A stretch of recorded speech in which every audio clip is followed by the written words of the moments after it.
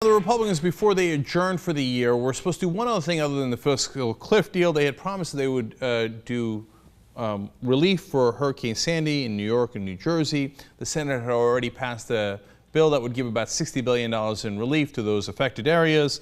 The House had considered a $27 billion bill, but they were supposed to vote on the Senate version because it has been 66 days since the storm hit, and the area desperately needs it. And even though Boehner promised to do that, of course, he chose not to do that.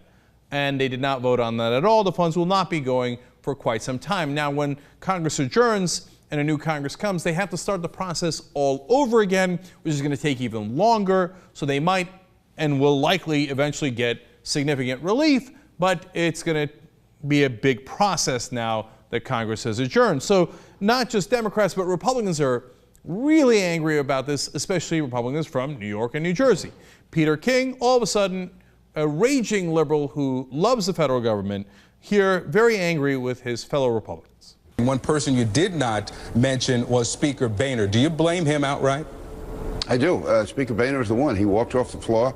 He refused to tell us why. He refused to give us any indication or warning whatsoever. And Eric Cantor, he met with us throughout the week. He's the one who devised the strategy as to how we would bring it to the floor. Listen, the bottom line is here, the Republican speaker walked off the floor without allowing a vote. And I'm just saying, these people have no problem finding New York, these Republicans, when they're trying to raise money. They raise millions of dollars in New York City and New Jersey. They sent Governor Christie around the country, raising millions of dollars for them. I'm saying anyone from New York and New Jersey who contributes 1 penny to the Republican Congressional Campaign Committee should have their head examined. I would not give 1 penny to these people. Man, that is really strong language. Not only is he burning other House Republicans, he said you shouldn't donate to them. And he's saying, hey, remember where your bread is buttered. It's buttered on Wall Street.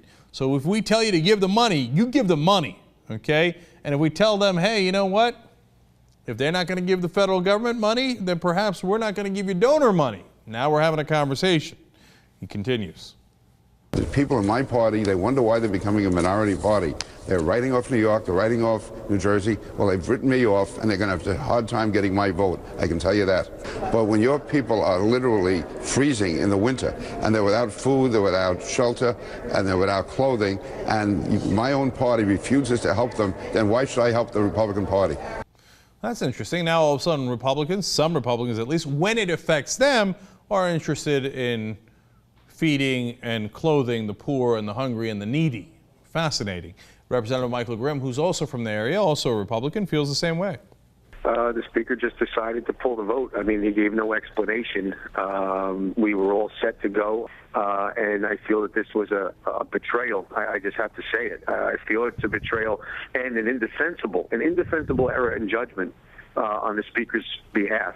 You know, I can't tell you what's in the mind of Speaker Boehner. I will tell you that Eric Cantor was 100% ready to go forward with the vote. We prepped for it. Everything was ready. It was the speaker's sole decision. Why he made that decision, I wish I could tell you, but he has not told me. And he's about to go nuclear here, questioning whether he'll vote for Boehner as Speaker again. They're about to have that vote. Does it make you question whether you will vote for John Boehner again as Speaker? Unfortunately, it absolutely does, because for me, this is putting aside the betrayal from my constituents. It's personally, for me, I feel I was misled from the very beginning. And I do feel betrayed. I really do. And I feel that I was misled. And that's a big thing for me. This is what I love about Republicans. Oh, when I need the money and my constituents need the money, my area needs the money, well, the federal government is awesome and we need to spend that money right away. The federal government's only bad when you need the money. Oh, well, if it's your constituents or it's not people who are giving me money or votes, well, I don't give a damn. Go, deal with that on your own. And the leader of that bunch, tough guy, Christie. This is the guy who made his, career and his name off of, I tell you what, I don't need no stinking federal government. Go ahead, Chris, tell us how angry you are at the Republicans for not giving you federal government assistance. There's only one group to blame for the continued suffering of these innocent victims: the House majority and their Speaker, John Boehner. This is not a Republican or Democratic issue.